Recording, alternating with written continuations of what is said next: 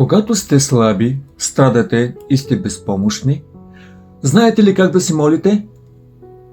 Всеки има трудни моменти в живота, семейни проблеми, икономически натиск, загуба на близки. Често идваме пред Бог и казваме: Господи, моля те, промени всичко това. Веднага моля те, отмени болката ми. Но след като сме се молили дълго време, изглежда, че обстоятелствата не се променят. Нека да видим как са се молили светиите през вековете. Давид се моли в беда. Господ е пастир мой, няма да остана в нужда. И в долината на мрачната сянка, ако ходя, няма да се оплаша от зло, защото ти си с мене. Твоят жезъл и твоята тояга, те ме утешават. Псалм 23 глава 1 до 4 стих. Давид не е просто молил Бог да премахне трудностите, а е вярвал в трудностите, че Бог все още е с него. Йосафат се моли, когато е изправен пред мощна вражеска армия, защото в нас няма сила да противопоставим на това голямо множество, което иде против нас и не знаем що да правим, но към тебе са очите ни. Той признава своята безпомощност, но избира да уповава на Божията сила. А Господ Исус в Гециманската градина ни остави най-ценната молитва: Отче мой, ако е възможно, нека ми отмени тази чаша. Не обаче както искам аз, но както ти искаш.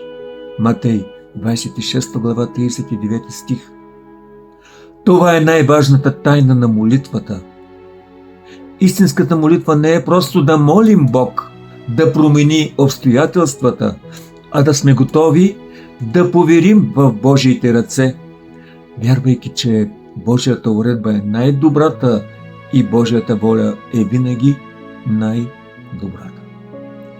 Когато не знаем как да продължим по пътя си пред нас, можем да се получим от доверието на Давид, от уповаването на Йосафат и най-вече от послушанието на Господ Исус. Когато сме готови да се покорим на Бог и наистина да уповаваме на Него, за нас е по-лесно да разберем Божието намерение в изпитанията ни, да не се оплакваме, да се покорим на Божията суверенна уредба. Душата се освобождава, когато преминавате през трудности и болка.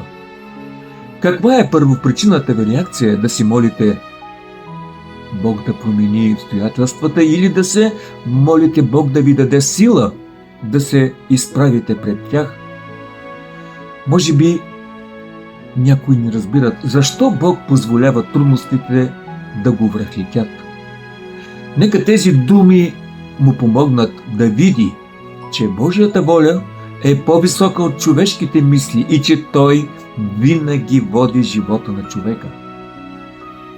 Ако искате да разберете как да се уповавате на Бог в трудностите и да познаете Божието намерение, заповядайте да ни пишете на лично съобщение или кликнете върху връзката на началната страница, за да се присъедините към групата за изучаване на Божието Слово, за да изследваме заедно Божието Слово и да придобием сила в истината.